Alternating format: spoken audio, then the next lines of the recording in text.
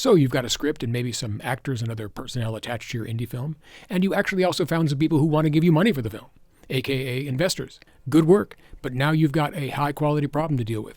You have to figure out what exactly you're going to give your investors in return for their money. Now, if you raise the money through crowdfunding, for example, by using Kickstarter or Indiegogo, you don't necessarily have to give the people who contribute money anything in return, although you can offer them perks like a t-shirt or producer credit or a background role to give them an incentive to contribute to the crowdfund. But usually crowdfunding is used to raise a small amount of money from a large amount of people, right? You aren't likely to raise really big money, say $100,000 or $1 million, from a single individual or a single company through crowdfunding. And that's because people who put in money like that usually want some kind of share of the profits, or they want you to guarantee the repayment of their money. They're not going to be satisfied, in other words, with just a t-shirt. You can potentially raise a lot of money from one person or a small group of people through debt financing, that is, having somebody loan you money. The upside of that approach is that if you can repay the loan, you won't owe the lender a share of the profits from the film on an ongoing basis. This is a good strategy if the profits you make end up being significantly bigger than the amount of the loan. For instance, to use a famous example, the Blair Witch Project was made for a budget of about $60,000, but it went on to make about $250 million worldwide. If the Blair Witch Project filmmakers funded their film with a $60,000 loan, but they kept all the profits from the film, that would obviously make them better off than they would have been in a scenario where they got $60,000 from an investor in exchange for, say, 50% of the film's profits, and they ended up having to pay $125 million to that investor, over the course of who knows how many years. The downside to getting a loan, of course, is that you have to repay it, and a sophisticated lender won't lend you money unless the loan is guaranteed or secured in some way. That is, they may require you to guarantee the loan, which means that you'll personally be on the hook for any payments that your production company doesn't make. Or they might require some kind of security, meaning that you have to buy insurance to cover the risk that the film won't get finished, or they'll get the right to take the intellectual property associated with the film if you don't make a payment. That's, of course, a big risk for you, the filmmaker. So that's the reason indie filmmakers often raise money by offering equity. That is, essentially, they sell the right to a share of the profits from the film in exchange for the money from their investors. That way, you only owe the investors money if your film makes a profit. And profit, of course, is not the same thing as revenue. It's your revenue minus your expenses. So, for example, if you pay an actor on a deferred basis, that is, you agree that you'll only pay them once the film starts making money, you'll have to pay that actor out of any revenue that comes in from the film, and the money that comes in will only start being considered profit once the actor gets their deferred pay and the other expenses associated with the film are paid. But before I get into the legal ins and outs of raising equity financing, just a couple of disclaimers. First, this isn't legal advice, because to give you legal advice, I would have to understand your specific situation and your specific needs, and right now I'm just a random lawyer, talking to you on YouTube. As you'll see in this video, film financing arrangements can get kind of complicated, and so I would definitely suggest talking to a lawyer if that's what you want to do, rather than trying to do it all yourself. Second, this video is going to be about United States law, so if you're making your film outside the United States, then the laws and regulations and rules that I talk about in this video might not necessarily apply to you. Before we go on, if you're finding this helpful, if you're one of those young, hungry, enterprising independent filmmakers who are finding this kind of content useful, then please take a moment to like the video and subscribe. It does help us very much. Thank you. Anyway, legally speaking, there are a couple of different ways to finance a film using equity. One is to sell your investor a share of the production company in the film. For example, if the company is a limited liability company, or an LLC, which is standard for independent films, you might agree to sell the investor a 10% interest in the LLC, which effectively means that the investor will get 10% of the profits from the film. Although, as I talk about later, the definition of profits in agreements relating to indie film financing can be kind of complicated. Another way to express this would be to say that your investor will get 10% of the units in the LLC. A unit is the LLC equivalent of a share of stock. So if the LLC has 10,000 units, your investor in this example would get 1,000 units in exchange for whatever payment they're making, thus giving them 10% of the company's units. And then if you were to sell 2,000 units to another investor, that investor will own 20% of the units, and thus they'll have the right to 20% of the profits, and so on. Now, often deals involving the sale of units of a company are more complicated than what I just described. For example, you can create different classes of units that have different sets of rights and obligations. You might create an LLC, for example, that has 10,000 so-called common units and 10,000 preferred units. The people who hold common units typically have the right to make significant decisions regarding the film, such as which distribution company you're going to distribute the film through, for instance. People who hold preferred units, on the other hand, don't have voting rights and don't have any creative control over the film, but they do usually get what's called a liquidation preference. That is, if the company has to sell off its assets or the company gets sold, the holders of the preferred units have the right to get paid from the proceeds of the asset sale or from the proceeds of the sale of the company before the common unit holders do.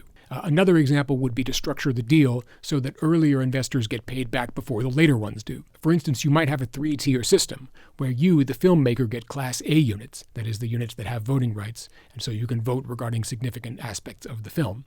The Class B units would go to investors who put money in before the film goes into production, and the Class C units go to investors who put money in after the shooting is finished but before post-production begins. In this example, the Class B unit holders need to get paid back in full before the Class C unit holders see any of the profits from the film. Another way to sell the right to a portion of your film's profits is to say that although your investor doesn't get the right to hold any part of the production company, they'll receive some percentage of the film's profits if and when those profits start rolling in. One common approach to doing this is to divide up the profits from the film into basically two buckets. One bucket goes to investors in the film, and the other goes to the production company and any cast and crew members who are entitled by virtue of their contracts to get a share of the profits from the film. In other words, if they're getting what are called back-end points. Often the way the deal works is that investors receive all the profits that come in until the contributions that they made get paid back in full. In other words, any profits that roll in only go into the investor bucket until the investors get all their money back, and then profits start being divided up between the investor and the production buckets. Sometimes the investors will also get what's called a preferred return, meaning that they get their money back plus some percentage of what they put in. For instance, the investors might be entitled to 120% of their contribution before anybody on the production side can see any of the profits. So, for example, if I invested $100,000 in your indie film, I would be entitled, if we adopted this kind of arrangement, to receive $120,000 in profits before any cast and crew members could start seeing any of the money. Then the standard practice would be that any profits that come in after the investors get paid back are split 50-50 between the investor group and the producer group, that is, the production company, cast and crew, and so on. In other words, half of the profits go into the investor bucket and half of them go into the producer bucket. Ordinarily, the investors will receive profits on what's called a pro rata basis. That means that each investor will get a share of the profits that flow into the investor bucket that's equal to the percentage of the total financing of the film that the investor contributed. So, for example, if investor A puts in $75,000 and investor B puts in $25,000, investor A will get 75% of the profits that go into the investor bucket, and investor B will get 25%. Now, I've been talking a lot about profits, but I haven't really given you a definition of profits other than the simple notion of revenue minus expenses. The way that profits are defined in legal paperwork regarding indie film is usually more complicated. This is an example of how profits are defined in one agreement between a production company and an investor. I won't read through all this legalese, but I'll just make a couple of observations about it so that you, if you're not a lawyer, have at least some inkling of what it means. Adjusted gross revenues in this language basically means the revenue the production company has received from the film, whether that comes from the theater ticket sales, fees for downloads via iTunes, payments for views on Amazon, and so on. To figure out the net proceeds from the film, which basically means the profits, we have to subtract a number of things from adjusted gross revenues, like payments to the Screen Actors Guild and other unions, repayment of any debt that the production company took on, making deferred payments to cast and crew members like we talked about before, and so on. What this shows us is that it's very important to understand how profits are defined in any agreement you're thinking about signing for your film's financing, because that definition can be complex. This is another reason why it's important to talk to a lawyer about raising money for your indie film, at least if you're doing a feature film and you're raising a substantial amount of money, say $100,000 or more. So we've talked about some general ideas about how you can go about distributing profits from your film to your investors. But now let's talk about the practical steps that you're going to need to take from a legal perspective to take on equity investors in your film.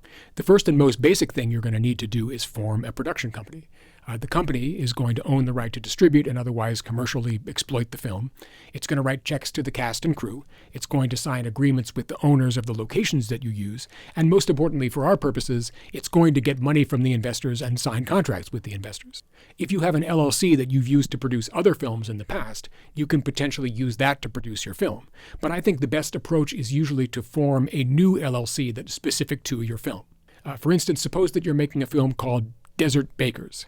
which is a documentary about people baking bread and pastries in the desert, I guess. I would suggest in that situation that you form a new LLC specifically for desert bakers. Usually the LLC is named after the film. So, for example, you might call your new company Desert Bakers LLC. The reason I think it's best to use a different LLC for each film is that it helps you protect the assets that are associated with your other projects. If you only use one production company for every project, and someone sues that company claiming that it breached a contract, let's say that a caterer claims that you didn't pay them for overtime work that they did serving food on set or something like that, then the plaintiff, that is the person who's filing the lawsuit, will be able to get at money that your company earned from projects other than Desert Bakers. But if Desert Bakers LLC hired the caterer in this example, the caterer would only be able to recover money relating to the Desert Bakers film rather than money relating to other films. Also, investors are going to feel more comfortable writing a check to Desert Bakers LLC than to you individually, because forming an LLC and creating a bank account for it at least gives some indication that you are serious and that you intend to follow through with your movie. Once you form your production company, of course, you'll need to create a bank account for the company that the investors can write checks to. You'll also need to have what's called an operating agreement for the LLC that will describe, among other things, who owns the company, how investors can acquire ownership interests in the company, and so on. If you're thinking of selling units in your LLC to your investors, that is basically shares like I talked about before, the operating agreement will describe how many units the company could sell, the various types of units, if there's going to be different classes of units like we discussed before, and so on. Next, each investor is going to need to sign an investor agreement with the production company. At a high level, the agreement will essentially say how much money the investor is contributing to the film and what the investor is going to get in return. That is, for example, preferred units in the LLC, or a percentage of the film's profits, or whatever else you want to offer them in exchange for their money. The agreement will probably also have disclaimers about how independent film is a risky venture, and they should be prepared for the possibility that they're going to lose their entire investment. Although those disclaimers are usually covered in more detail in what's called a private placement memorandum, which is a type of document that we're going to talk about next. A private placement memorandum, or PPM, is a document you're required to give investors that contains information about the investment that you're selling them, essentially. A PPM tends to be on the longer side. Again, this is the type of document that you're going to need to prepare along with a lawyer, because it is complicated and it does need to be strictly accurate to avoid legal problems down the line. But I will give you a basic sense of the information that it's going to contain. The first thing you're going to need to know is the maximum and minimum amounts that you're looking to raise. That is, in the context of indie film, the minimum amount would be the smallest amount of money that you'll need to make this film, and the maximum amount would be the amount that you'd be able to raise in a perfect world where you got absolutely everything that you wanted. This is information that you'll also need to provide to the Securities and Exchange Commission, or SEC, which is something I'll get to in a moment. The PPM will also summarize the terms that are being offered to investors.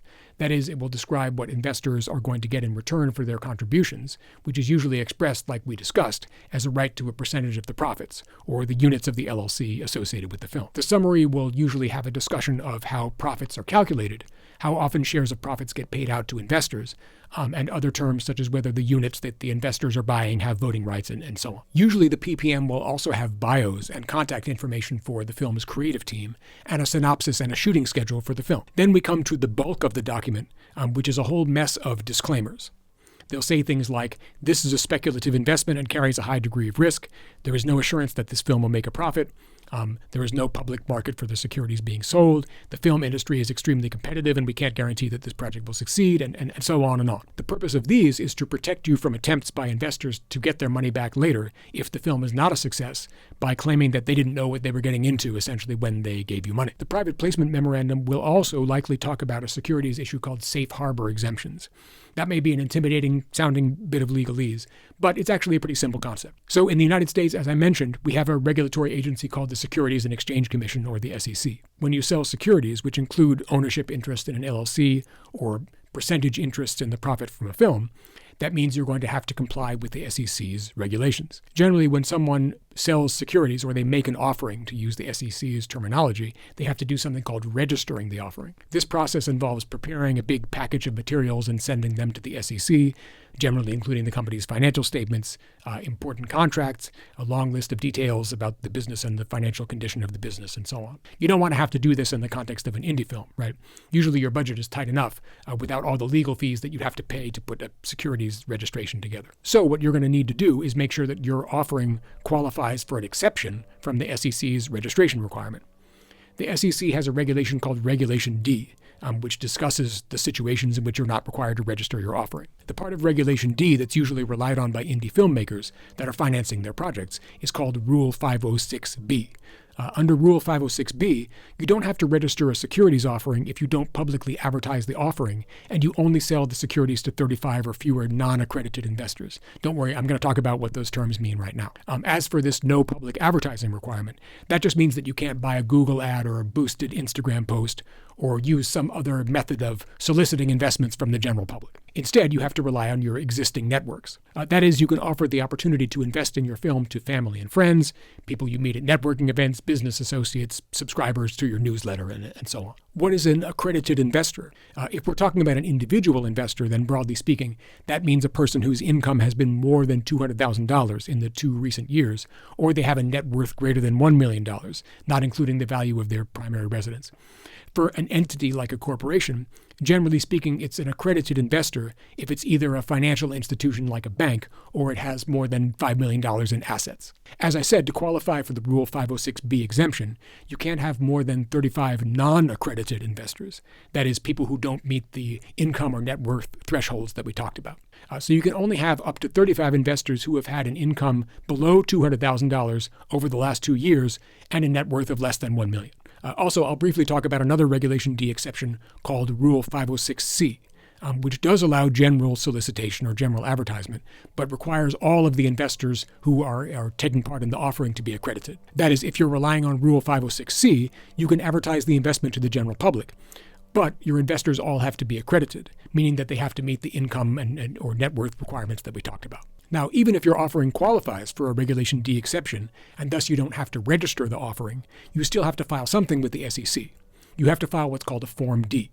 Form D is a pretty simple form. It just needs to contain basic information about your company, like its contact information, the Regulation D exemption you're relying on, the minimum and maximum amounts of money that you're raising, and whether anyone has been compensated for selling the securities, like they got a finder's fee or they got a commission or something of that nature. This form has to be filed within 15 days of the first sale that you make. That means the first payment that you get from an investor who is investing in the film. Because the finance industry is so heavily regulated, your state is probably going to have its own securities regulation agency too. You'll probably have to file something like the Form D with that agency as well. In California, for example, the Securities Regulation Agency is called the Department of Financial Protection and Innovation. And when you file a Form D with the SEC, you're going to also have to file a similar form with that department, and you're going to have to pay them a filing fee too, because everybody's got to get their cut. And of course, after you've done all of this paperwork, you're hopefully going to make it relevant by producing a film that makes a profit. So I've probably talked enough about the basics of financing your film using equity. I'm planning to do other videos in the future about the legal ins and outs of other mechanisms for raising funds, like using debt and crowdfunding. Of course, I don't mean to suggest that debt, equity, and crowdfunding are the only ways to finance your indie film. There are other sophisticated strategies you can use, such as pre-selling distribution rights. That is, selling a distributor the right to distribute the film before you start production, so you can have some production money up front. Or using tax incentives. For example, receiving a tax credit from a U.S. state or a foreign country in exchange for spending a certain percentage of your film's budget in that state or country. But in the interest of not making a 6-hour video, I'm going to leave my discussion of that until later. Anyway, I hope this is helpful to you in your indie film journey. If you have any questions, please put them in the comment box below, and talk to you all soon.